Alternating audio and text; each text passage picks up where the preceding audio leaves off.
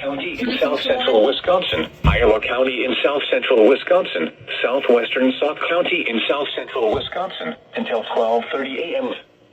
At 11:24 p.m., severe thunderstorms were located along a line extending from 8 miles northwest of Richland Center to near Muscogee to 8 miles north of Bloomington, moving southeast at 45 miles an hour. Hazard, 60 miles an hour wind gusts and quarter-size hail. Source, radar indicated. Impact, hail damage to vehicles is expected.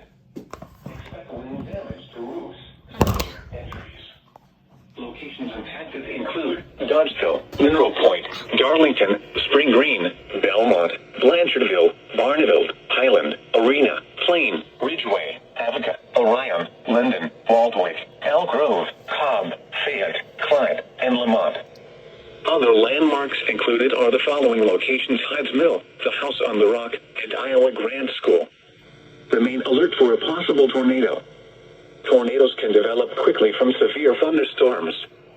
If you spot a tornado, go at once into the basement or small central room in a sturdy structure. For your protection, move to an interior room on the lowest floor of a building.